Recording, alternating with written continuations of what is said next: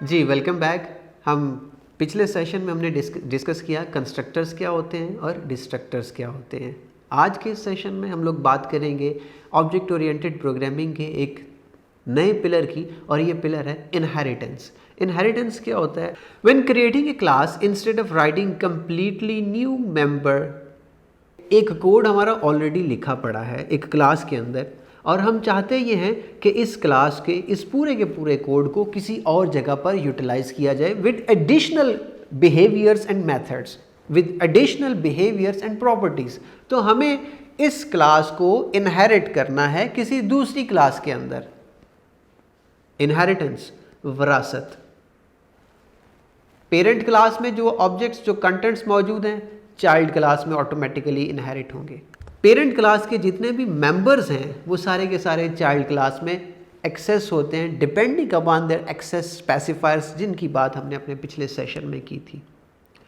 सो किस तरह से हम लोग इस री राइटिंग ऑफ द कोड यानी री यूटिलाइजेशन ऑफ द कोड, किस तरह से हम लोग बच सकते हैं कि कोड को दोबारा से राइट करें, वो सारा फीचर्स जो पिछली क्लास में लिख चुके हैं उनको दोबारा से यहाँ पर लिखना ना पड़े।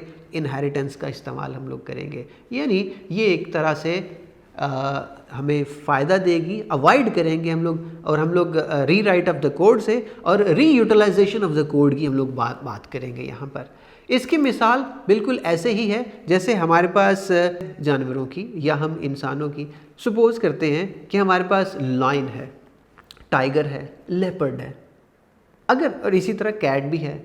अगर आप इन तीनों को एनालाइज करें तो इन तीनों की नौ एक ही है, ये बिलोंग टू एक ही कैटेगरी, और ये कैटेगरी हमारी कैट्स की कैटेगरी है।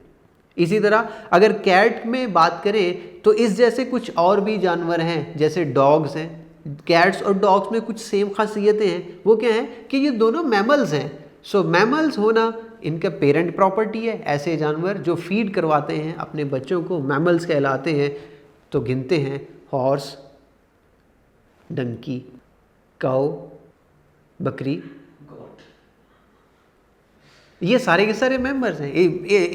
इसी तरह से हम ह्यूमन भी मैमल्स की कैटेगरी में आते हैं। सो जब हम लोग मैमल की बात करते हैं तो जो मैमल के फीचर्स हैं वो सारे के सारे ऑटोमेटिकली इनहेरिट हो जाते हैं। ये तो कंफर्म बात हुई। सो ह्यूमंस भी मैमल से बिलोंग करते हैं, उस कैटेगरी से बिलोंग करते हैं। डॉग्स भी उसी कैटेगरी से उसी नौ से बिलोंग करते हैं। तो बेसिकली हम लोग क्या कर रहे हैं, हम लोग कैटेगराइज कर रहे हैं चीज़ों को, और हम लोग देख रहे हैं कि बेसिकली हम लोग क्या कर रहे हैं कि हम लोग फीचर्स को उनकी इनहेरिटेंस देख रहे हैं कि मैमल होने की जो फीचर है ये कैट्स में भी जा रही है और ये डॉग्स में भी जा रही है। और कैट के आगे जो फर्दर हमारे पास 3 डिवीजन्स जो हमने यहाँ पे लिस्टेड की हैं, जैसे टाइगर्स हैं, लॉयंस हैं, लेपर्ड्स हैं, ये उनके अंदर भी कैट्स के होने की कैफियत जो है कि उनकी ख़ास शेप होगी, फिजिकल शेप जो है वो ख़ास होगी, ये आगे इनहेरिट हो रही हैं। तो ये हमारे पास इनहेरिटेंस है। आप ये देखें, जैसे यहाँ पर सारे फीचर्स इनहेरिट हो रहे हैं, इसी तरह हमारे ऑब्जेक्ट ओरिएंटेड प्रोग्रामिंग में भी इनहेरिटेंस बिल्कुल इसी आइडिया के तहत होती है,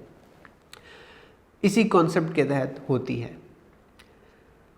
इनहेरिटेंस, जब हम लोग इनहेरिटेंस की बात करते हैं तो हमारे पास एक है हमारी बेस क्लास जो कि इनहेरिट हो रही है, और एक है हमारी ड्राइव्ड क्लास जिसमें कि उसको इनहेरिट किया जा रहा है। सो इन दोनों के दरमियान एक ताल्लुक पाया जाता है, और ये ताल्लुक हमेशा इज़ अ रिलेशन कहलाता है। For example, mammal is an animal.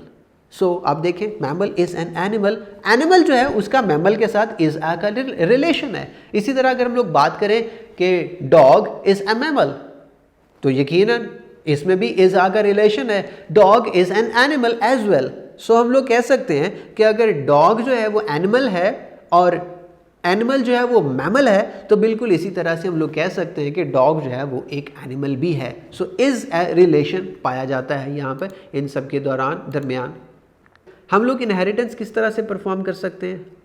तरीक़ाकार, syntax हमारे सामने इस वक्त मौजूद है। हम लोग उसी तरह से एक्सेस स्पेसिफायर लिखेंगे, क्लास का नाम लिखेंगे और फिर right of the class name हम लोग कॉलन मेंशन करके बेस क्लास का नाम मेंशन कर देंगे। बेस क्लास मैं ऑलरेडी बात कर चुका हूँ, वो क्लास जो कि इनहेरिट हो रही है ये बेस क्लास कहलाती है, और उससे जो क्लास इनहेरिट होगी वो हमारी ड्राइव्ड क्लास कहलाती है।